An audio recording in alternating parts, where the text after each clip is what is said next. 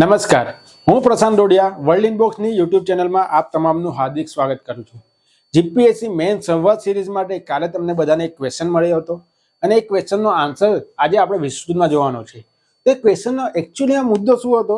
તે મુદ્દો હતો parliamentary system and presidential system, સંસદીય પ્રણાલી અને પ્રમુખશાહી પ્રણાલી। પ્રમુખશાહી પ્રણાલીને આપણે રાષ્ટ્રપતિ પ્રણાલી પણ કહી શકીએ છીએ, બરાબર? તો આ મુદ્દાને લગતા જે પણ એંગલો હશે, જે પણ ડાયમેન્શન હશે, એ બધા આજના વિડીયોમાં આપણે વિસ્તૃતથી જાણકારી મેળવીશું। તો સૌથી પહેલા તો આપણને એ ખબર હોવી જોઈએ કે આ બે વર્ડ આવ્યા, એક વર્ડ છે તમારું સંસદીય પ્રણાલી અને બીજો વર્ડ છે તમારું પ્રમુખશાહી પ્રણાલી। તો બંને વર્ડનો આધાર શું છે, એ કોના ટાઈપ કહેવાય છે? તો સૌથી પહેલા એના કયો આધાર છે એ આપણે જોશું। તો રાષ્ટ્રપતિ પ્રણાલી અથવા પ્રમુખશાહી પ્રણાલી અને સંસદીય પ્રણાલી એ કોના ટાઈપ કહેવાય છે? એ એક લોકશાહીના ટાઈપ કહેવાય છે। લોકશાહી એટલે શું છે કે લોકો દ્વારા શાસન ચાલતું હોય, લોકોના વોટ દ્વારા શાસન ચાલતું હોય, એને લોકશાહી કહેવાય। આપણે નાના હતા ત્યારથી આપણને લોકશાહીની વ્યાખ્યા શીખવવામાં આવે છે કે લોકોનું, લોકો માટે, લોકો દ્વારા ચાલતું શાસન। તો લોકશાહીના પેટા પ્રકાર છે તમારા સંસદીય પ્રણાલી અને પ્રમુખશાહી પ્રણાલી। હવે આપણે એને વિસ્તૃતથી જોઈએ તો લોકશાહીના સૌથી પહેલા બે પ્રકાર પડે છે। કયા કયા પ્રકાર પડે છે? એક છે તમારું પ્રત્યક્ષ લોકશાહી અને બીજું છે તમારું પરોક્ષ લોકશાહી। પ્રત્યક્ષ લોકશાહી એટલે શું કે જ્યારે તમે વોટ આપો છો, જ્યારે તમે કોઈ પણને મત આપો છો, એ ડાયરેક્ટ કોઈ ગવર્મેન્ટ બનાવે છે, ડાયરેક્ટ સરકાર બનાવે છે, તો એને કહેવાય છે પ્રત્યક્ષ લોકશાહી। જેમ કે આપણે પંચાયતમાં વોટિંગ કરીએ છીએ તો પંચાયતમાં જેને પણ વોટિંગ કરીએ છીએ એ સરપંચ બની જાય છે, તો ડાયરેક્ટ એને શું કર્યું? રાજ કર્યું કહેવાય। ડાયરેક્ટ એ શું કરે? રાજ કરે છે, એટલે એને પ્રત્યક્ષ લોકશાહી કહેવાય। પરોક્ષ લોકશાહીમાં શું હોય છે? પરોક્ષ લોકશાહીમાં આપણે જેને વોટ કરીએ છીએ એ આગળ જઈને બીજી સરકાર બનાવે છે। જેમ કે આપણા વિધાનસભામાં અથવા તો આપણી લોકસભામાં, આપણે લોકસભાનું ઉદાહરણ લઈએ તો લોકસભામાં 543 જગ્યા છે, બરાબર? હવે 543 જગ્યામાંથી આપણે જેને પણ નિમણૂક કરીએ છીએ આ 543 સીટમાં બેસે છે, પણ એ 543 માંથી એ લોકો ગવર્મેન્ટ બનાવે છે, એ લોકો સરકાર બનાવે છે। તો આ શું થયું કે તમે ડાયરેક્ટ સરકાર ના બનાવી, પણ તમે પોતાના પ્રતિનિધિને લોકસભામાં મોકલ્યા અને લોકસભામાં જે તમારું પ્રતિનિધિત્વ કરે છે એમણે શું કર્યું? ત્યાં વોટ આપીને ત્યાં સરકાર બનાવી। એટલે શું થયું? તમે બીજાને વોટ આપ્યો ને બીજો માણસ ત્યાં જઈને સરકાર બનાવી, એટલે શું થયું? તમારું એક સ્ટેપ કૂદીને સરકાર બની, એટલે તમારું થયું પરોક્ષ લોકશાહી। હવે પરોક્ષ લોકશાહી છે એના તમારા અલગ અલગ પ્રકાર છે। પરોક્ષ લોકશાહીના અલગ અલગ પ્રકાર છે। એમાં પહેલો પ્રકાર છે તમારો સંસદીય પ્રણાલી, બીજો પ્રકાર છે તમારો પ્રમુખશાહી પ્રણાલી અને ત્રીજું છે તમારું મિશ્ર અને ફ્રાન્સ મોડલ પણ કહેવાય છે, બરાબર? તો આપણે આજે શીખવાનું છે પ્રમુખશાહી અને સંસદીય। અને સંસદીયમાં પણ આપણે જોશું તો સંસદીયમાં પણ બે મોડલ હશે તમારા। એક કહેવાય છે તમારું વેસ્ટ મિનિસ્ટર મોડલ અને બીજું જે કહેવાય છે એ કહેવાય છે ચાન્સેલર મોડલ। ચાન્સેલર મોડલને કહેવાય છે જર્મની મોડલ, એને કહેવાય છે જર્મની મોડલ, બરાબર? તો આપણે ચાન્સેલર મોડલ નથી ભણવાનું, આપણે મિશ્ર જે ફ્રાન્સ મોડલ છે એ પણ નથી ભણવાનું। આપણે શું ભણવાનું છે? પ્રમુખશાહી મોડલ અને સંસદીય। અને સંસદીય પણ કયું ભણવાનું છે? વેસ્ટ મિનિસ્ટર છે એને નોર્મલી આપણે સંસદીય કહીને બોલાવતા હોય છે, બરાબર? તો સંસદીય મોડલ શું છે, એના ફાયદા શું છે, એના ગેરફાયદા શું છે? પ્રમુખશાહી મોડલ શું છે, એના ફાયદા શું છે, એના ગેરફાયદા શું છે? આપણે ભારતે કયું મોડલ અપનાવ્યું છે અને એ મોડલ કયા કારણોસર અપનાવ્યું છે? આ હાલના તકે આપણે આપણા મોડલ જે અપનાવ્યું છે એમાં કોઈ ચેન્જીસ કરવાની જરૂર છે, અને છે તો કયા કારણોસર જરૂર છે, નથી તો કયા કારણોસર જરૂર નથી? તો એ બધી વિગત આપણે આગળ જોશું, બરાબર? ચલો આપણે આગળ જોવાની ચાલુ કરીએ એક પછી એક વસ્તુ। તો આધાર તમને ખબર પડી ગયો કે સંસદીય પ્રણાલી અને પ્રમુખશાહી પ્રણાલી એ બંનેનો આધાર લોકશાહી છે। લોકશાહીના પેટા પ્રકાર કહેવાય છે। લોકશાહીમાં પણ સ્પેસિફિકલી પરોક્ષ લોકશાહીના પેટા પ્રકાર છે। ચલો હવે સૌથી પહેલું તમારો શબ્દ આવ્યો કે સંસદીય પ્રણાલી એટલે શું? સંસદીય પ્રણાલી એટલે શું? તો એ લોકશાહીનો ટાઈપ જ થયો। તો લોકશાહીમાં જ્યારે પણ 4 થી 5 વસ્તુ આપણે ગુણધર્મ જોશું, એ 4 થી 5 ગુણધર્મ હશે તો એને શું કહેવાશે? સંસદીય પ્રણાલી કહેવાશે. સૌથી પહેલી વસ્તુ તો શું છે? બેવડું સભ્યપદ. બેવડું સભ્યપદ. બેવડું સભ્યપદ એટલે શું કહેવા માંગે છે? તમને બધાને ખબર હશે કે એક છે તમારું ધારાકીય અંગ અને બીજું છે તમારું કારોબારી અંગ. ધારાકીય અંગ શું કરે છે? અધિનિયમ બનાવે છે ને અધિનિયમને અમલ કરવાનું કામ, અધિનિયમને ઇમ્પ્લિમેન્ટ કરવાનું કામ એ કોણ કરે છે? કારોબારી કરે છે. તો આ કારોબારી અને ધારાકીય એ બંને જે છે, ધારો કે આપણે કહીએ કે કારોબારી છે એ ધારાકીય અંગનો સભ્ય હશે તો આ શું થયું? કારોબારી. આ તમારું થયું ધારાકીય. તો કારોબારીનો સભ્ય પણ છે એઝ વેલ એઝ ધારાકીયનો પણ સભ્ય છે. તો બંનેનો સભ્ય હશે એનો મિનિંગ શું થયો? એનો મિનિંગ એવો થયો કે એને બેવડું સભ્યપદ કહેવાશે. તો જ્યારે પણ બેવડું સભ્યપદ હશે તે તમારો સંસદીય પ્રણાલીનો એક ગુણધર્મ થશે. બરાબર. ચલો, બીજો ગુણધર્મ શું થશે? બીજો ગુણધર્મ થશે તમારો બેવડી કારોબારી. બેવડી કારોબારી એનો બીજો ગુણધર્મ થશે. હવે બેવડી કારોબારી એટલે શું કહેવા માંગે છે? એક તમારા હોય છે સરકારના વડા અને બીજા હોય છે તમારા આખા દેશના વડા. તો જ્યારે દેશના વડા અને સરકારના વડા બંને અલગ અલગ હશે તો એને શું કહેવાશે? બેવડી કારોબારી કહેવાશે. જેમ કે આપણા ભારત દેશમાં આખા દેશના વડા કોણ કહેવાય છે? આખા દેશના પ્રથમ નાગરિક કોણ કહેવાય છે? આપણા આખા દેશના વડા કહેવાય છે રાષ્ટ્રપતિ. અને આપણા જે સરકારના જે વડા કહેવાય છે એ કોણ કહેવાય છે? પ્રધાનમંત્રી કહેવાય છે. તો પ્રધાનમંત્રી અને રાષ્ટ્રપતિ બંને અલગ અલગ સભ્ય છે, બંને અલગ અલગ માણસ છે. તો જ્યારે બે અલગ અલગ માણસ હશે તો એને કહેવાશે બેવડી કારોબારી. સમજ પડે છે? બરાબર. તો બેવડી કારોબારીમાં દેશના વડા કોણ છે? દેશના વડા છે રાષ્ટ્રપતિ. બરાબર. અને સરકારના વડા કોણ છે? સરકારના વડા છે પ્રધાનમંત્રી. દેશના જે રાષ્ટ્રપતિ છે એને ડી જ્યુરે પણ કહેવાય છે અને જે પ્રધાનમંત્રી છે સરકારના વડા છે એને ડી ફેક્ટો પણ કહેવાય છે. બરાબર. તો જ્યારે પણ કારોબારીમાં દેશના વડા અને સરકારના વડા બંને અલગ અલગ માણસ હશે તો એ કોનો ગુણધર્મ થશે? એ તમારો સંસદીય પ્રણાલીનો ગુણધર્મ થશે. બરાબર. હવે ત્રીજી વસ્તુ, ત્રીજી એમાં શું ગુણધર્મ છે? ત્રીજો ગુણધર્મ છે કે પાર્ટી સિસ્ટમ. ત્રીજો ગુણધર્મ છે પાર્ટી પદ્ધતિ. પાર્ટી પદ્ધતિ એટલે શું કહેવા માંગે છે? પાર્ટી પદ્ધતિ એટલે શું કહેવા માંગે છે? અહીંયા આપણે શું છે?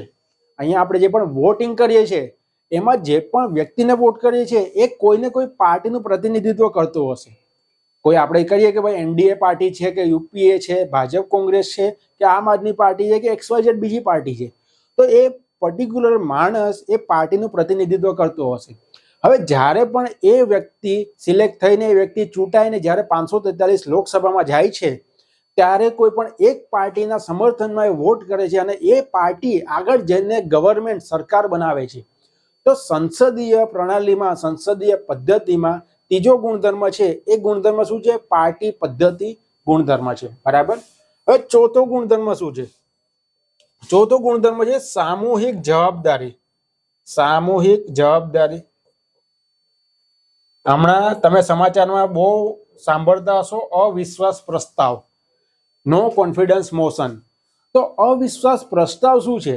અવિશ્વાસ પ્રસ્તાવ એ છે કે આખી કારોબારી છે, આખી કારોબારી ધારાકીય અંગને લઈને જવાબદાર છે કે ભાઈ કારોબારીમાંથી કોઈ પણ એક મંત્રી અથવા તો કોઈ પણ એક મંત્રાલય ખોટું કામ કરશે અને ધારાકીય અંગ એના વિરુદ્ધમાં અવિશ્વાસ પ્રસ્તાવ પાસ કરશે તો આખી કારોબારી એટલે કે આખી સરકાર જે છે એ પડી જશે. તો આખી કારોબારી કોને જવાબદાર છે? સામૂહિક રીતે ધારાકીય અંગને જવાબદાર છે. તો આ પણ તમારો શું થયો? સંસદીય પ્રણાલીનો ગુણધર્મ થયો. તો 4 ગુણધર્મ. પેલું છે તમારું બેવડું સભ્યપદ, કે જે કારોબારીનો સભ્ય છે એ જ માણસ એ ધારાકીય અંગનો પણ સભ્ય છે. બીજું શું થયું તમારું? કે બેવડી કારોબારી, દેશનો વડા અને સરકારનો વડા બંને અલગ અલગ છે. ત્રીજી વસ્તુ શું થઈ? પાર્ટી પદ્ધતિ, કે પાર્ટી પદ્ધતિના આધારે સરકાર બને છે આગળ જઈને. ચોથી વસ્તુ શું થઈ? ચોથી વસ્તુ થઈ તમારી સામૂહિક જવાબદારી, જે અવિશ્વાસ પ્રસ્તાવની વાત કરીએ એ પ્રમાણે, બરાબર? તો આ રીતે 4 ગુણધર્મ હશે, આ 4 વસ્તુ હશે, તો એ પ્રણાલીને શું કહેવાશે? સંસદીય પ્રણાલી કહેવાશે, બરાબર? એમાં શું હોય છે? જે આ ધારાકીય અંગ હોય છે એમાં જ કારોબારી અંગ હોય છે. મિનિંગ શું થયો? કે ધારાકીય અંગ પહેલા ચૂંટાઈને આવશે ને એ ધારાકીય અંગ જે ચૂંટાઈને આવ્યું છે એમાંથી જ કોઈને કોઈ લોકો કારોબારી અંગ બનશે. 543 સભ્યો ચૂંટાઈને જશે ને 543 માંથી જ કોઈને કોઈ સરકાર બનાવશે, કોઈને કોઈ કારોબારી બનશે. સમજ પડે છે બધાને? તો આ રીતે 4 મેન ગુણધર્મ હશે તો એને શું કહેવાશે? સંસદીય પ્રણાલી કહેવાશે. હવે સંસદીય પ્રણાલીના લાભાલાભ શું છે? લાભાલાભ એટલે શું? કે એના ફાયદા શું છે અને એના ગેરફાયદા શું છે? તો સૌથી પહેલા આપણે શું જોઈએ? એના ફાયદા જોઈએ કે ભાઈ સંસદીય પ્રણાલીના ફાયદા શું છે, બરાબર? તો જે પણ ગુણધર્મ જોયા છે એના ઉપરથી જ આપણે ફાયદા નક્કી કરવાના છે. સૌથી પહેલી વસ્તુ કે વિવિધ સમૂહનું પ્રતિનિધિત્વ કરે છે. સૌથી પહેલી વસ્તુ શું? કે વિવિધ સમૂહનું પ્રતિનિધિત્વ કરે છે. મિનિંગ શું થયો? આપણે જેમ 543 સભ્યો લોકસભામાં જાય છે, એમપી બને છે, તે ગુજરાતમાંથી પણ જશે, તમિલનાડુમાંથી પણ જશે, મહારાષ્ટ્રમાંથી પણ જશે, જમ્મુ કાશ્મીરમાંથી પણ આવશે, આ બાજુ આસામમાંથી પણ આવશે, નાગાલેન્ડમાંથી પણ આવશે. પ્લસ એ વુમન પણ આવશે, એસટી અને એસસી કક્ષાનો કોઈ હશે એ પણ આવશે, ઓબીસી હશે તો પણ આવશે, બરાબર? એટલે બધા લોકો અલગ અલગ સમૂહનું પ્રતિનિધિત્વ કરે છે. કોઈ ગરીબ વર્ગનું પ્રતિનિધિત્વ કરે છે, કોઈ અમીર વર્ગનું કરે છે, કોઈ મધ્યમ વર્ગનું કરે છે, કોઈ મોટા શહેરનું કરે છે, કોઈ નાના ગામડાનું કરે છે. તો અલગ અલગ ક્ષેત્રોમાંથી લોકો આવે છે, એટલે અલગ અલગ વિવિધતાનું પ્રતિનિધિત્વ કરે છે. કદાચ તમે સંસદની ડિબેટ જોતા હશો, લોકસભાની કે રાજ્યસભાની ડિબેટ જોતા હશો, તો તમને એમાં વિવિધતાની ઝાંખી એમાં જ મળી જશે કે કોઈ ભગવા રંગના કપડાં પહેરીને આવ્યું છે, કોઈ ઉપર પોતાના જે પણ ધર્મ છે એની ટોપી પહેરીને આવ્યું છે, કોઈ બીજા કપડાં પહેરીને આવ્યું છે, કોઈ સાડી પહેરીને આવ્યો છે. તો એ રીતે પોતાના પ્રદેશમાંથી કોઈ ગમછો નાખીને આવ્યા છે. તો પોતાના પ્રદેશની જે સંસ્કૃતિ હશે ત્યાં તમને વિવિધતા જોવા મળશે ને એ વિવિધતાનું પ્રતિનિધિત્વ કરે છે. એ ફાયદો છે કે દરેક માણસનું પ્રતિનિધિત્વ થાય છે, બરાબર? બીજી વસ્તુ કે આપ ખુદ શાહીમાં પરિણમતી નથી. આપ ખુદ શાહીમાં ઘટાડો થાય છે. કેમ આપ ખુદ શાહીમાં ઘટાડો થાય છે? આપ ખુદ શાહી એટલે શું? કે 2-3 જણાનું રાજ ખાલી હશે, 2-3 જણા આખો દેશ ચલાવશે તો એને કહેવાય છે આપ ખુદ શાહી. પણ જ્યારે પણ સંસદીય પ્રણાલી હશે ત્યારે એ પ્રણાલી શું થશે? તમારું કેબિનેટ પદ્ધતિમાં પરિણમશે. કેબિનેટ પદ્ધતિ એટલે શું? કે જે પણ ડિસિઝન લેવા હશે એ મેન જે પણ મંત્રી હશે, 10 થી 15 મંત્રી હશે, એ લોકો મળીને વોટિંગ કરીને ડિસિઝન લેશે. એને શું કહેવાય છે? કેબિનેટ પદ્ધતિ કહેવાય છે, કેબિનેટ સિસ્ટમ કહેવાય છે. તો કેબિનેટ પદ્ધતિને કારણે આપ ખુદ શાહીમાં ઘટાડો થશે, બરાબર? તો આ એનો ફાયદો છે. ત્રીજો ફાયદો શું છે? કે વિવિધ સમૂહનું પ્રતિનિધિત્વ કરે છે. બીજો છે તમારું આપ ખુદ શાહીમાં ઘટાડો કરે છે. ત્રીજી વસ્તુ શું છે? કે ભાઈ જે પણ અધિનિયમ બનાવશે સરળતાથી બની જશે. અધિનિયમ સરળતાથી બનશે. કેમ સરળતાથી બનશે? કારણ કે જે લોકો કારોબારી છે એ લોકો પોલિસી નિર્ધારિત કરે છે, એટલે કે એ લોકો નીતિ બનાવે છે ને એ જે પણ નીતિ બનાવે છે એના સમકક્ષ રહીને એ લોકો અધિનિયમો બનાવે છે. એટલે ફટાફટ અધિનિયમો પાસ થઈ શકે છે. એટલે જે પણ અધિનિયમો બનાવશે એ ફટાફટ બનશે તો અમલ પણ સહેલાઈથી થઈ શકશે. હવે ધારો કે 2 વસ્તુ કહ્યું કે કારોબારી અને ધારાકીય અંગ બંને છૂટા છૂટા હશે, તો કારોબારીને કઈ અલગ કામ કરવું છે અને ધારાકીય કઈ અલગ અધિનિયમ બનાવે છે તો સરખી રીતે અમલ પણ નહીં થશે. જ્યારે કારોબારીએ જે કામ કરવું છે એ જ વસ્તુ ધારાકીય અંગ બનાવશે તો સરખી રીતે કામ થશે. તો આમાં શું છે કે કારોબારી અંગ જે છે એ ધારાકીયનો એક પેટા અંગ છે. તો એને કારણે કારોબારી જે રીતે કહેશે એ રીતે ધારાકીય અંગ બનાવી શકે છે. ને આમાં આપણી પાર્ટી સિસ્ટમ છે એના લીધે બહુમતી જે હોય છે, બહુમતી સરકારની જ હોય છે. એટલે ઓલમોસ્ટ સરકાર જે પોલિસી બનાવે છે એ પ્રમાણે અધિનિયમ બનાવશે તો સહેલાઈથી બની પણ જશે, એઝ વેલ એઝ સહેલાઈથી અમલ પણ થઈ જશે, ઇમ્પ્લિમેન્ટેશન પણ થઈ જશે. ધારો કે ઉદાહરણ આપું તો મારે કોઈ વસ્તુ કરવી છે, મારે કોઈ નીતિ બનાવી છે, પણ અધિનિયમ મને કોઈ બીજું બનાવીને આપે છે તો મને ઇમ્પ્લિમેન્ટેશન અમલ કરવામાં મને એટલી બધી નહીં મજા આવે. પણ ને હું સરખી રીતે ઇમ્પ્લિમેન્ટેશન જે રીતે એમણે વિચાર્યું છે ને મારો વિચાર છે એ રીતે હું સરખી રીતે અમલ નહીં કરી શકીશ. પણ હું પોતે અધિનિયમ બનાવું છું ને પોતે જ હું નીતિનો અપ્લાય કરું છું તો હું સરખી રીતે અમલ કરી શકીશ, સરખી રીતે અધિનિયમ બનાવી શકીશ. તો એનો ખૂબ જ મોટો ફાયદો છે કે નિયમ સરળતાથી બની જાય છે. પ્લસ જ્યારે પણ તમારે નીતિનું અમલ કરવાનું હશે તો નીતિનો અમલ સહેલાઈથી થઈ જાય છે. નીતિનો અમલ જે છે નીતિનો અમલ સહેલાઈથી થઈ જાય છે. તો આ એના ફાયદા છે. બરાબર. તો 4 ફાયદા તમે પેપરમાં લખી શકો છો. એના ગેરફાયદામાં શું છે? એના ગેરફાયદા શું છે આપણે હવે એક પછી એક ગેરફાયદા જોઈએ.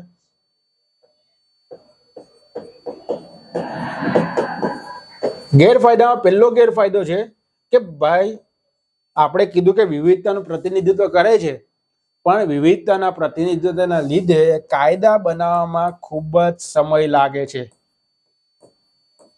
કાયદા બનાવવામાં ખૂબ જ સમય લાગે છે. કેમ?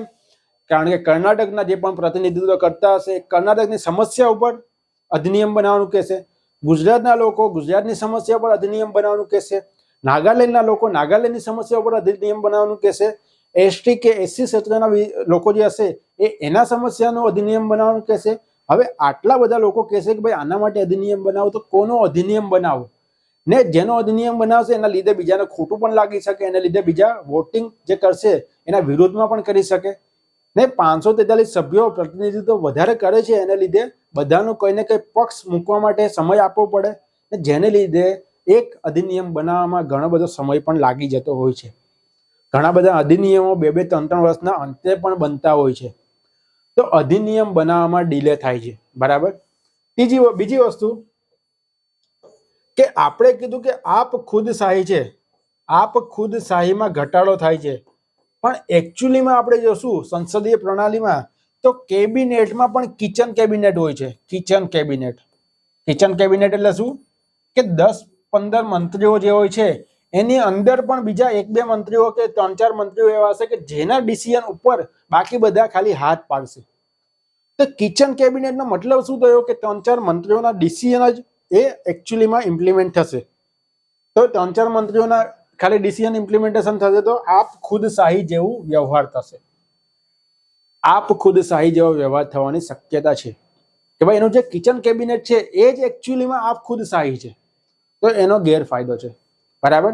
તો વિવિધતાનું પ્રતિનિધિત્વ કરે છે પણ કાયદા બનાવવા માટે ખૂબ જ સમય લાગે છે.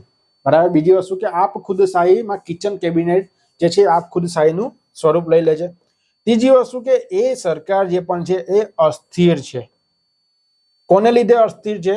જો એ હંગ પાર્લામેન્ટ હશે તો. જો એ હંગ પાર્લામેન્ટ હશે તો. હંગ પાર્લામેન્ટ એટલે શું? કે ખૂબ જ પાતળી રેખા ઉપર બનેલી સરકાર. જેમ કે આપણે કહીએ કે 543 સભ્યો છે. હવે 543 સભ્યોમાંથી સરકાર બનાવવા માટે કેટલાનો પક્ષ જોશે? 272 નો પક્ષ જોશે. 272 જણા એના પક્ષમાં હોવા જોઈએ. હવે સરકાર ખાલી 280 લોકોની સરકાર બની છે. આપણે કહીએ કે સરકાર જે છે સરકાર 280 લોકોની બની છે. મિનિંગ શું કે કાલે સવારે ઉઠીને 10 લોકો પણ બીજા પાર્ટીમાં જતા રહ્યા તો સરકાર પડી જશે. તો હાલમાં ઘણી સરકાર ખૂબ જ પાતળી રેખા ઉપર બને છે. મહારાષ્ટ્રનો હમણાં કિસ્સો જોયો, એ સરકાર પડી ગઈ. ઉત્તરાખંડમાં દરેક 2 વર્ષે 3 વર્ષે 4 વર્ષે દરેક 1 વર્ષે પણ સરકાર પડી જાય છે. હવે સરકાર પડી જશે તો એને લીધે શું થઈ જશે? આ સરકાર સ્થિર નથી રહેતી. એને લીધે જે એનું નીતિ નિર્માણ છે, નીતિ નિર્માણ જે છે નીતિ નિર્માણ એ નીતિ નિર્માણ પણ સરખી રીતે થતું નથી અને પોલિસી પેરાલિસિસ આવે છે. પોલિસી પેરાલિસિસ આવે છે કે સરખી રીતે નીતિનું નિર્માણ નથી થતું અને પોલિસીનું ઇમ્પ્લિમેન્ટેશન પણ સરખી રીતે નથી થતું. તો આ બધા સંસદીય પ્રણાલીના ગેરફાયદા છે. બરાબર. તો સંસદીય પ્રણાલી જોઈએ આપણે એના કયા કયા છે. સંસદીય પ્રણાલીના લાભ જોયા અને સંસદીય પ્રણાલીના ગેરલાભ જોયા. બરાબર. ચલો હવે આપણે જોશું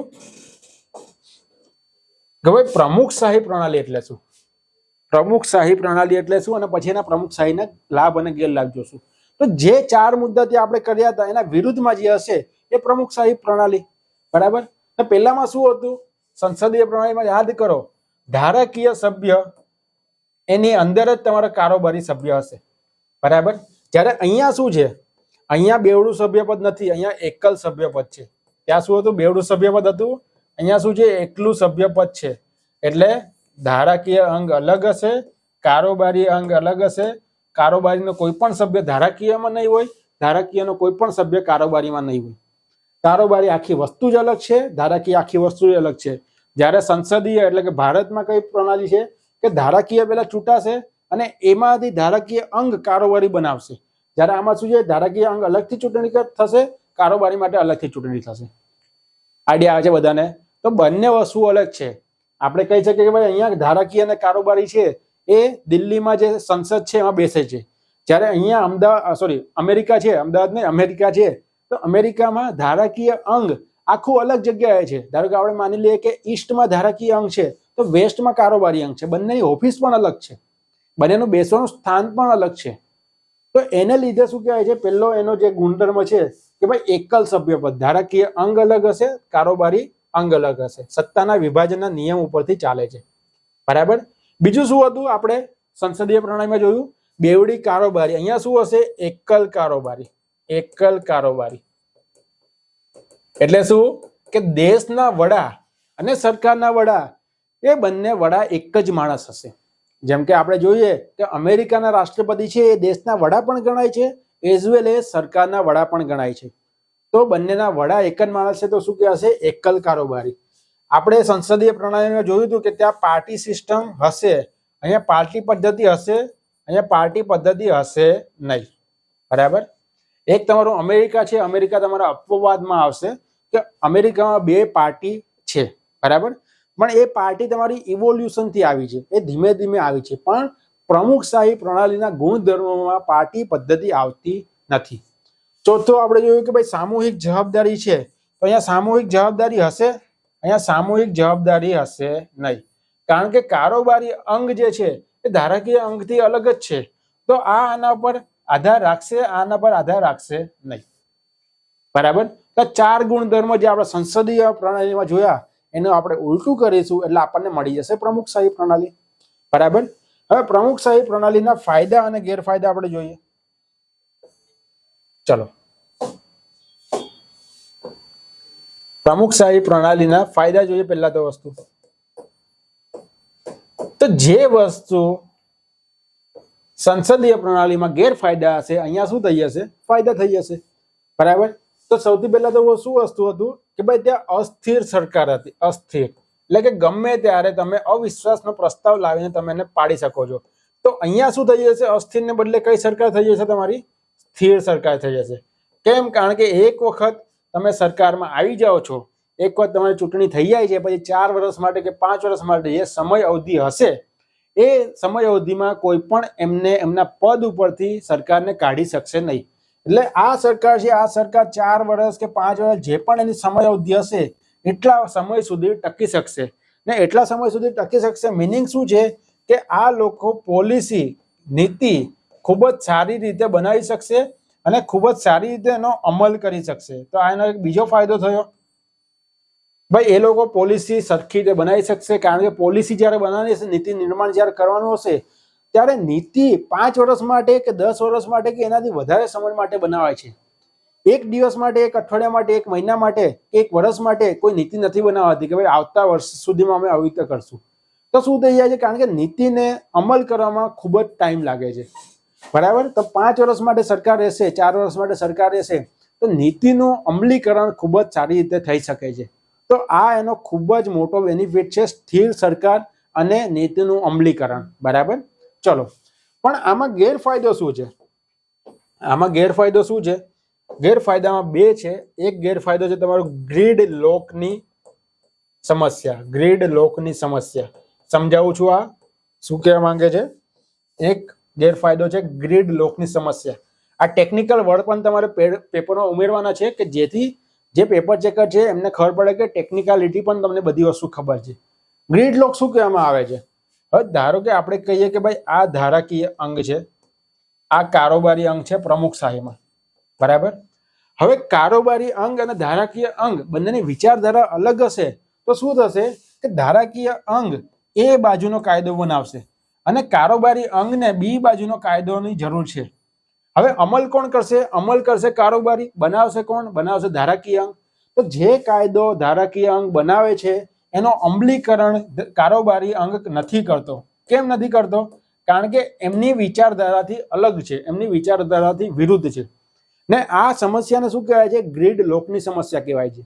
કે ધારાકીય અંગ કાયદો તો બનાવી લે છે પણ એનું અમલીકરણ નથી થતું કારોબારી દ્વારા, અથવા તો કારોબારી એમ કહે છે કે ભાઈ અમારે આ અધિનિયમ જોઈએ છે, તમે આ અધિનિયમ બનાવો, તો એ અધિનિયમ ધારાકીય અંગ નથી બનાવતા. એટલે આમાં શું થાય છે? પાવર ટસલ થાય છે. પાવર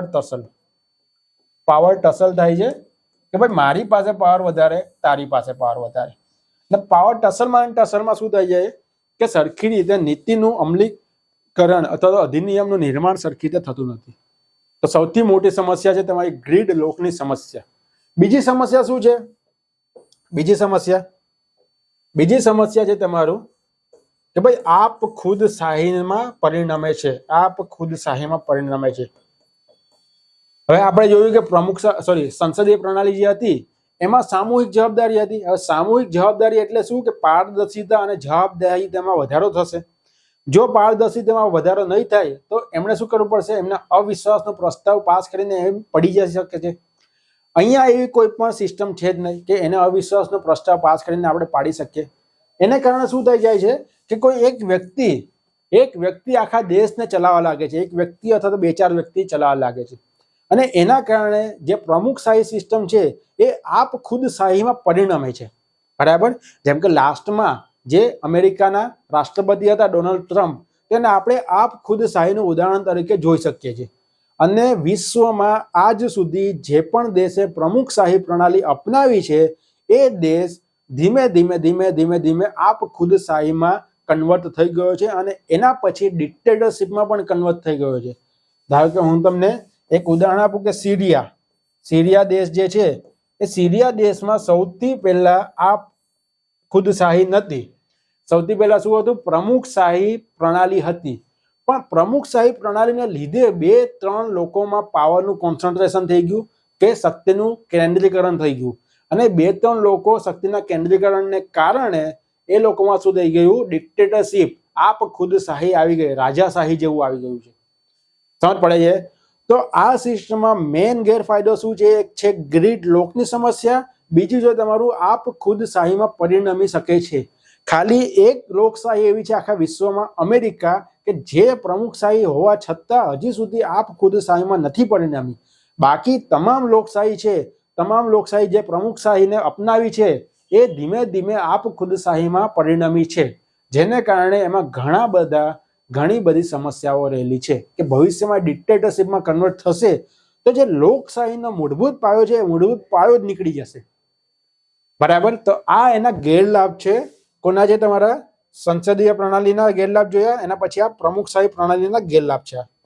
ચલો, તો આપણે સંસદીય પ્રણાલીના ગેરલાભ જોયા, સંસદીય પ્રણાલીના લાભ જોયા, પ્રમુખશાહી પ્રણાલીના લાભ જોયા, પ્રમુખશાહી પ્રણાલીના ગેરલાભ જોયા. બરાબર? હવે આપણે જોશું કે ભાઈ ભારતમાં જ્યારે પણ આપણે આઝાદી થઈ ત્યારે આપણે પ્રમુખશાહી પ્રણાલી નથી અપનાવી. આપણે કઈ પ્રણાલી અપનાવી છે? આપણે સંસદીય પ્રણાલી અપનાવી છે. સંસદીય પ્રણાલીમાં પણ કઈ વેસ્ટમિનિસ્ટરને એટલે કે બ્રિટન મોડલને અપનાવ્યું છે. તો એ મોડલને આપણે કેમ અપનાવ્યું? કાલના સવાલમાં એક મુદ્દો એ પણ હતો કે ભાઈ આપણે સંસદીય પ્રણાલી કેમ અપનાવવામાં આવી. તો હવે એ સવાલના જવાબમાં આપણે કયા કયા વસ્તુઓ લખવી જોઈએ? તો સૌથી પહેલું તો છે કે ભાઈ આપણે કોના વસાહતીકરણના અંડરમાં હતા? આપણા ભાઈ કોણ રાજ કરતું હતું? બ્રિટન રાજ કરતા હતા. ત્યારે બ્રિટનમાં કઈ પદ્ધતિ લાગુ હતું? ત્યારે બ્રિટનમાં લાગુ હતી સંસદીય પ્રણાલી. અને સેમ પદ્ધતિ 1919ના અધિનિયમ થકી, 1919નો અધિનિયમ કયો હતો? ભારત સરકાર અધિનિયમ 1919. તો ભારત સરકાર અધિનિયમ 1919 થકી ભારતમાં પણ સંસદીય પ્રણાલી લાગુ કરી. હવે સંસદીય પ્રણાલી લાગુ કરી 1919 થી. એના પછી આપણું આઝાદી થઈને જ્યારે પણ આપણું બંધારણ બન્યું એ વખતના સમયગાળાનો અંદાજિત સમય 30 વર્ષ જેટલો હતો. તો એ 30 વર્ષમાં આપણી પાસે સંસદીય પ્રણાલીનો એક અનુભવ હતો. તો સૌથી પહેલો મુદ્દો કે ભાઈ આપણી પાસે અનુભવ હતો કે સંસદીય પ્રણાલી કેવી રીતે કાર્ય કરે છે. ને અનુભવ હતો એના કારણે આપણને એવું લાગ્યું કે ભાઈ આ વસ્તુ બરાબર છે. બીજું રીઝન શું હતું? બીજું રીઝન એ હતું કે આપણો ભારત દેશ વિવિધતામાં એકતામાં માનનારો દેશ છે. આપણા પાસે ઘણા બધા ધર્મના લોકો છે, ઘણા બધા જાતિના લોકો છે, ઘણા બધા ભાષાકીય અલગ અલગ વિવિધતા છે. તો દરેકનું પ્રતિનિધિત્વ સંસદમાં હોવું ફરજિયાત છે. તો જ ખરા અર્થમાં લોકશાહી પરિણમી કહેવાશે. તો વિવિધતા જે આપણે કહીએ છીએ, તો વિવિધતાનું પ્રદર્શન કરવા માટે, વિવિધતા દર્શાવવા માટે આપણે પ્રમુખશાહી પ્રણાલીને નથી અપનાવી, આપણે અપનાવી છે સંસદીય પ્રણાલીને. સંસદીય પ્રણાલીમાં આપણે એક ગુણધર્મ જોયો હતો કે ભાઈ એમાં વિવિધતા, એક ફાયદો જોયો હતો કે ભાઈ એમાં વિવિધતાનું પ્રતિનિધિત્વ થાય છે. તો વિવિધતાના પ્રતિનિધિત્વને વધારે સારી રીતે દર્શાવવા માટે ભારતે સંસદીય પ્રણાલી અપનાવી છે. બરાબર. પહેલી વસ્તુ કે આપણી પાસે ઓલરેડી અનુભવ હતો. બીજી વસ્તુ કે વિવિધતાનું પ્રદર્શન કરવા માટે. બરાબર. ત્રીજી વસ્તુ શું છે કે પારદર્શિતા અને જવાબદેહીતા આમાં વધારે છે. પારદર્શિતા અને જવાબદેહીતા અહીંયા વધારે છે. એને કારણે ભારત દેશે સંસદીય પ્રણાલી અપનાવી છે. આપણે કીધું સામૂહિક જવાબદારી છે કે કોઈ પણ ખોટું કામ કરશે તો ધારાકીય અંગ અવિશ્વાસનો પ્રસ્તાવ પાસ કરશે અને કારોબારી અંગ એટલે કે સરકારને પાડી દેશે. તો એના લીધે જવાબદેહીતા વધી જાય છે, એના લીધે તમારું પારદર્શિતા વધી જાય છે. એ જ કારણ હતું કે ભાઈ આપણે સંસદીય પ્રણાલી કરી છે. બરાબર. બીજી વસ્તુ કે આ આપ ખુદ શાહીનું સ્વરૂપ નથી લેતી. અને એ વખતે ભારત દેશે અલગ અલગ એનાલિસિસ કર્યા અને ત્યારે જે પણ બંધારણ બનાવતા હતા ત્યારે ઘણા બધા દેશો પ્રમુખશાહી બન્યા અને પછી આપ ખુદ શાહીમાં પરિણમ્યા. મીન્સ કે ડેમોક્રેસીનો જે બેઝ હતો, લોકતંત્રનો જે આધાર હતો, એ આધાર જ પડી ભાંગ્યો. તો એને કારણે એવા ઘણા બધા અનુભવો થયા હતા બાકીના દેશોને. એને કારણે આપણે શું કે આપ ખુદ શાહીમાં ના પરિણમે, એને લીધે આપણે સંસદીય પ્રણાલી અપનાવી. તો ભારત દેશે કેમ સંસદીય પ્રણાલી અપનાવી? પહેલું વસ્તુ કે આપણી પાસે અનુભવ હતો, એક્સપિરિયન્સ હતો બ્રિટનના મોડલનો. બીજી વસ્તુ કે ભાઈ આપણે વિવિધતાનું પ્રદર્શન કરવું હતું. આપણે વિવિધતા, દરેક પ્રદેશના લોકો સંસદમાં બેસીને અધિનિયમ બનાવે એવું કોઈ આપણે પ્રણાલી નાખવાની હતી, આપણે પ્રણાલી બનાવવાની હતી. ત્રીજી વસ્તુ કે પારદર્શિતા અને જવાબદેહીતા વધારવા માટે. પારદર્શિતા અને જવાબદેહીતા વધશે તો સરખી રીતે શાસન થશે. અને ચોથી વસ્તુ કે ભાઈ આપ ખુદ શાહીમાં પરિણમે ના, એના માટે આપણે સંસદીય પ્રણાલી અપનાવી છે.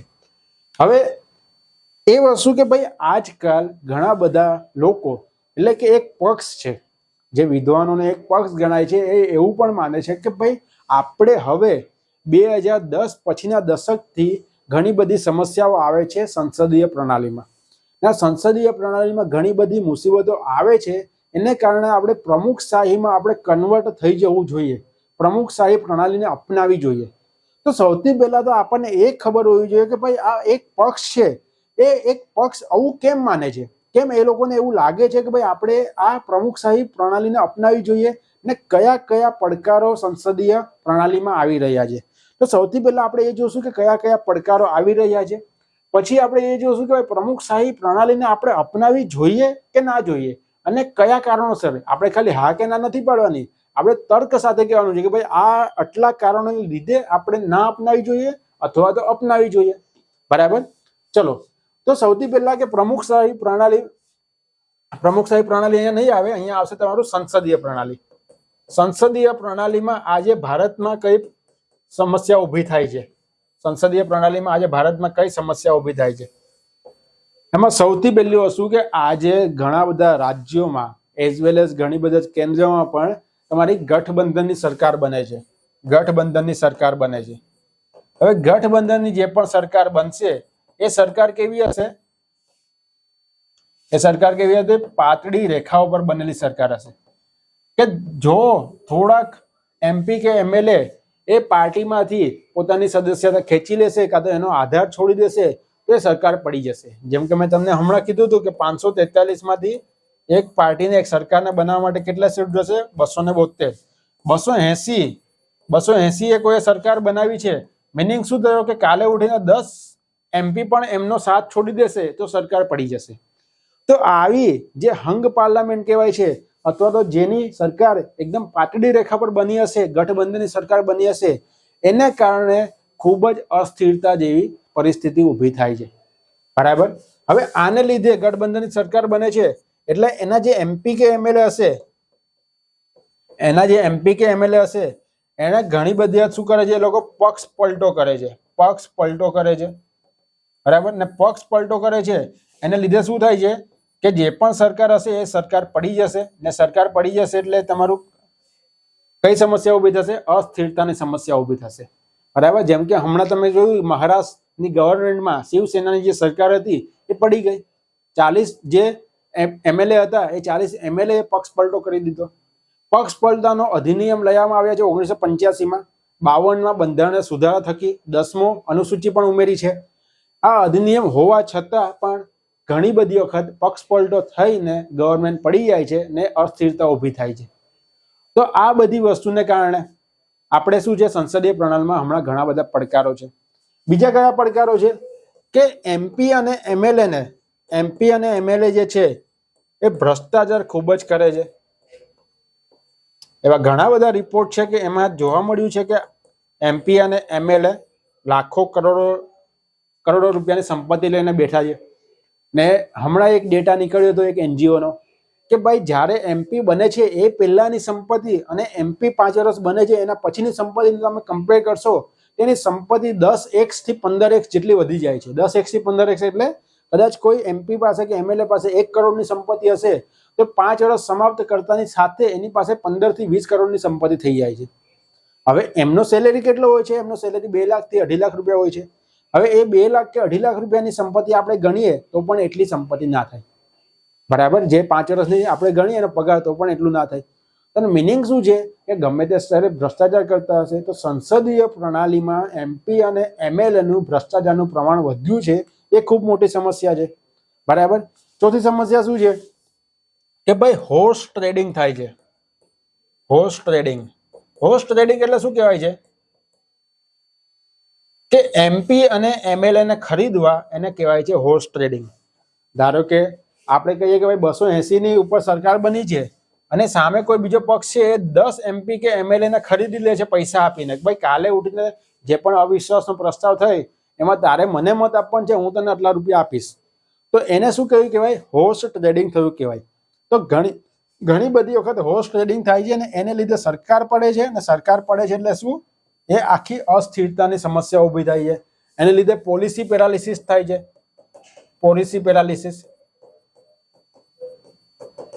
બરાબર. તો આ બધી સમસ્યાઓને કારણે ઘણા બધા પક્ષો શું કહે છે કે ભાઈ આપણે સંસદીય પ્રણાલીને બદલે હવે પ્રમુખશાહી પ્રણાલી અપનાવી જોઈએ. કઈ કઈ સમસ્યા છે તમારી? એક પોલિસી પેરાલિસિસની સમસ્યા છે, ગઠબંધનની સરકાર, બરાબર, એના સિવાય અસ્થિરતા, બરાબર, પક્ષ પલટાની સમસ્યા છે, ભ્રષ્ટાચારની સમસ્યા છે અને હોર્સ ટ્રેડિંગની સમસ્યા છે. આજે રેડમાં મેં માર્ક કર્યા છે એ સમસ્યા છે. 5 થી 6 સમસ્યા તમે બુકમાં લખી શકો છો. તો આ સમસ્યાને કારણે લોકો શું કહે છે, એક પક્ષ વિદ્વાનોને એક પક્ષ શું કહે છે કે ભાઈ આપણે સંસદીય પ્રણાલીને બદલે હવે આપણે પ્રમુખશાહી પ્રણાલી અપનાવી જોઈએ. સમજ પડી વસ્તુ? કેમ કહે છે તો પેપરમાં તમારે લખવાનું પણ છે કે કેમ એક પક્ષ આવું માને છે. બરાબર. પણ શું ખરેખર આપણે પ્રમુખશાહી પ્રણાલી અપનાવી જોઈએ? તો ગમે ત્યારે તમને એવો સવાલ પૂછે છે, ભલે તમને એવું લાગે છે તમારા ભલે તર્ક ગમે એટલા સાચા છે, પણ જે સિસ્ટમ ઇન્ડિયામાં ચાલતી હોય, જેને સરકાર સપોર્ટ કરતી હોય એને તમારે પ્રશ્નમાં સપોર્ટ કરવાનો છે. હમણાં કઈ સિસ્ટમ ચાલે છે? સંસદીય પ્રણાલી ચાલે છે. સંસદીય પ્રણાલીમાં બધું બરાબર જ ચાલે છે. ભલે સમસ્યા છે પણ નોર્મલ તો બધું બરાબર ચાલે છે. તો આપણે સંસદીય પ્રણાલીને જ સપોર્ટ કરવાનો છે. બરાબર. તો આપણે અહીંયા શું લખવાનું છે? પ્રમુખશાહી પ્રણાલીને અપનાવી જોઈએ નહીં. હવે નહીં એટલે ખાલી ના પાડીને આપણે છૂટું પડવાનું છે? ના, એવું નથી કરવાનું. આપણે એની પાછળના તર્ક લગાડવાના છે. તર્કમાં શું કરવાનું છે? સૌથી પહેલી જે સમસ્યા છે એ સમસ્યા કઈ છે તમારી? ગ્રીડ લોકની સમસ્યા. મેં તમને સમજાવ્યું હતું. એમાં લખવાનું છે કે ભાઈ ગ્રીડ લોકની સમસ્યા છે કે જેને લીધે પોલિસી પેરાલિસિસ થઈ શકે છે, કે જેને લીધે સરખી રીતે અધિનિયમ નથી બની શકતો, અધિનિયમનું અમલીકરણ સરખી રીતે નથી કરી શકતા. બરાબર. બીજી વસ્તુ કે એમાં જવાબદેહીતા નથી. એમાં જવાબદેહીતાનો અભાવ છે.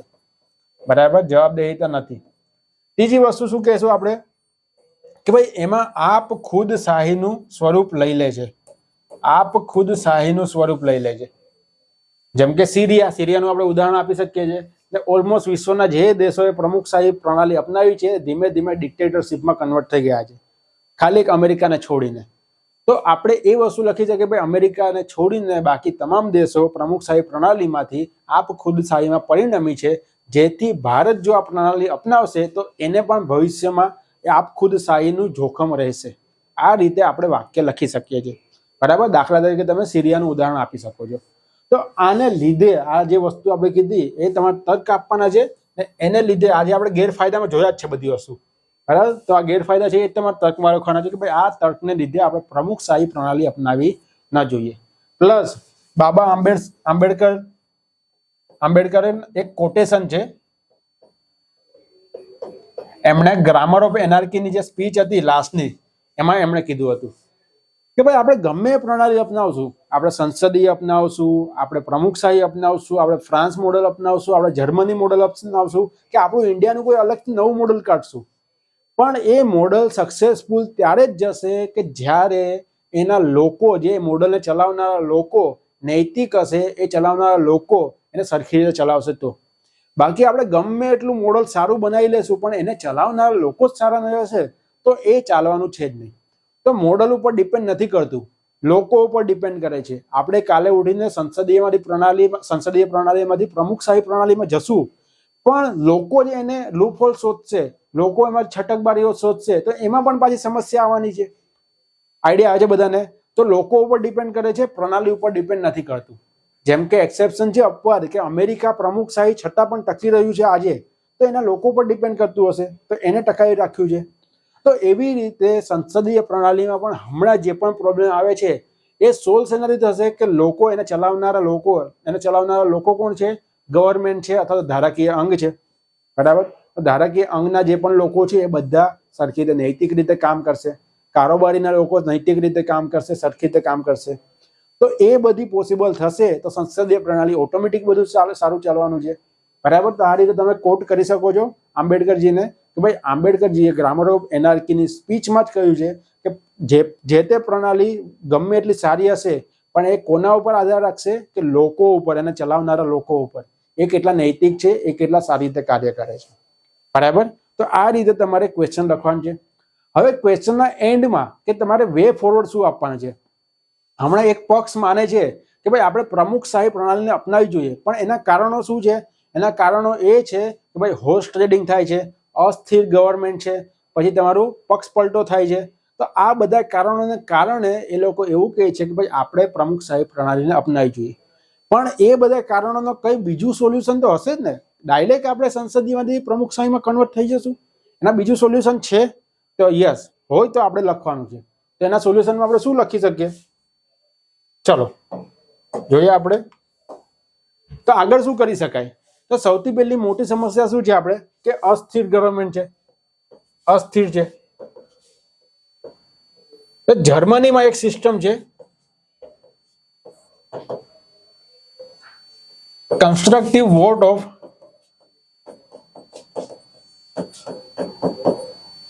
Of no confidence.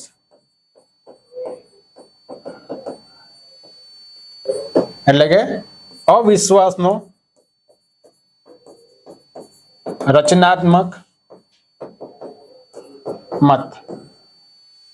હવે અસ્થિરતા એટલે શું કહેવા માંગે છે કે જ્યારે પણ નો કોન્ફિડન્સ મોશન, અવિશ્વાસનો પ્રસ્તાવ પસાર થઈ જાય છે એટલે શું થઈ જાય છે? ગવર્મેન્ટ પડી જાય છે. હવે ગવર્મેન્ટ પડી જાય છે, જ્યાં સુધી બીજી ગવર્મેન્ટ ના બને ત્યાં સુધી એ વોઇડ રહે છે, એ ખાલી જગ્યા રહે છે ને એને લીધે પોલિસી સરખી રીતે એપ્લાય નથી થઈ શકતી. પ્લસ જે નવી ગવર્મેન્ટ બને છે, નવી જે સરકાર બને છે એ પણ ખૂબ પાતળી રેખાવાળી બને છે. બરાબર. એટલે આમાં શું કહેવા માંગે છે? એકચ્યુઅલી જર્મનીમાં હમણાં એપ્લાય છે કે જ્યારે પણ તમારે અવિશ્વાસનો પ્રસ્તાવ પાસ કરવો છે જે તે પાર્ટીએ, ધારો કે હમણાં આપણે કહીએ કે કોંગ્રેસ પાર્ટીએ ભાજપના વિરુદ્ધમાં અવિશ્વાસનો પ્રસ્તાવ પાસ કર્યો છે, તો આ સિસ્ટમમાં શું કહે છે કે જ્યારે પણ તમારે અવિશ્વાસનો પ્રસ્તાવ પાસ કરવો હશે એની પહેલા તમારે આખા જે ગૃહ છે, આખા ગૃહમાંથી તમારે બહુમતી લઈ આવવી પડશે કે ભાઈ કાલે ઉઠીને આ સરકાર પડી જશે તો એના અપવાદમાં, એના બીજી રૂપે એની પાછળ એક સરકાર પાછી પડેલી જ છે કે જે તરત આવી જશે. આઈડિયા આવે છે? કે ભાઈ જ્યારે પણ આ સરકાર પડે છે તો એના બદલે અમે પોતે બેઠા છીએ કે અમે સરકારને સંભાળવા માટે વ્યવસ્થિત છીએ. પણ એ શું કરવું પડશે? એ લોકોએ સાબિત કરવું પડશે. 543માંથી 272 મત લઈ આવવા પડશે કે ભાઈ અમારી સરકાર બનાવવા માટે અમે કેપેબલ છીએ. જો એ વોટ મળશે પછી એ અવિશ્વાસનો પ્રસ્તાવ પાસ કરશે, અને અવિશ્વાસનો પ્રસ્તાવ પાસ કરીને જેવી સરકાર પડશે એવી આ લોકોની સરકાર આવી જશે. હમણાં શું છે? હમણાં ખાલી શું છે? અવિશ્વાસનો પ્રસ્તાવ પાસ કરશે, સરકાર પડી જશે, પછી આખી સિસ્ટમ સરકાર બનવાનું નવું ચાલુ થશે ને 1-2 મહિના સુધી ચાલ્યા કરશે. તો 1-2 મહિના સુધી શું થઈ જાય છે? પોલિસી પેરાલિસિસ થઈ જાય છે. અધિનિયમ સરખી રીતે નથી બનતા, પોલિસીનું ઇમ્પ્લિમેન્ટેશન સરખી રીતે નથી થતું. તો એક પ્રમાણે કે ભાઈ આપણે જે જર્મની મોડેલમાં જે constructive vote of no confidence motion છે, અવિશ્વાસનો રચનાત્મક મત, એ આપણે અપનાવવો જોઈએ. બીજી વસ્તુ શું કહે છે કે પક્ષ પલટો કાયદો જે છે, પક્ષ પલટો કાયદો, પક્ષ પલટા કાયદાને વધારે કડક કરવો જોઈએ, વધારે કઠોર કરવો જોઈએ. જેમ કે 91ના બંધારણીય સુધારામાં એમણે વધારે કઠોર કર્યું હતું, છતાં પણ હમણાં ઘણી બધી છટકબારીઓ છે, લૂપહોલ્સ છે. એ છટકબારીઓ, લૂપહોલ જે છે એને આપણે બંધ કરવા જોઈએ. અને MP અને MLA પક્ષ પલટો ના કરે એના માટે કડક કાયદાઓ કાઢવા જોઈએ. તો આ બે વસ્તુ કરવાથી આપણી જે સમસ્યા હમણાં સંસદીય પ્રણાલીમાં અનુભવાય છે એ સંસદીય પ્રણાલીની સમસ્યા આપણે રદ કરી શકીએ છીએ ને વધારે ને વધારે સારી સિસ્ટમ બનાવી શકીએ છીએ. બરાબર? તો આખા ક્વેશ્ચન જે પૂછ્યો હતો કે ભાઈ ભારતે સંસદીય પ્રણાલી કેમ અપનાવી, તો આપણે એ જોઈ લીધું. ભારતે પ્રમુખશાહી અપનાવવાની જરૂર છે, તો પ્રમુખશાહી અપનાવવાની કારણો કયા છે, કે એક પક્ષ કેમ કહે છે એ જોઈ લીધું. પ્રમુખશાહી અપનાવી જોઈએ કે નહીં, તો ના તો કેમ ના, એ આપણે જોયું. અને આગળ શું કરી શકાય છે એ પણ જોયું. અને એનો બેઝ કે પ્રમુખશાહી એટલે શું, પ્રમુખશાહીના લાભાલાભ, સંસદીય પ્રણાલી એટલે શું, સંસદીય લાભાલાભ, તો એ બધી વસ્તુ આપણે આ લેક્ચરમાં જોઈ છે. તો આ 40 થી 45 મિનિટનો જે લેક્ચર છે એમાં સંસદીય પ્રણાલી અને પ્રમુખશાહી પ્રણાલીના તમામ એંગલો આપણે આવરી લીધા છે. તો આ ક્વેશ્ચન તમને એક્ઝામમાં પૂછાય અથવા તો તમે નિબંધમાં પણ આ રીતે લખી શકો છો. આના ઘણા બધા પોઈન્ટ તો એક્ઝામમાં ગમે તે રીતે તમને પૂછાય તો તમે બહુ સારી રીતે આને ટેકલ કરી શકશો. તો આવા ને આવા ઘણા મુદ્દા લઈને આપણે ફરીથી આવશું. આ જે સંવાદ સિરીઝ, મેન્સની સંવાદ સિરીઝ ચાલુ કરી છે એમાં તમે જોડાયેલા રહેજો. તો આવતા લેક્ચરમાં આપણે ફરી મળીશું. ત્યાં સુધી જય હિન્દ, જય ભારત.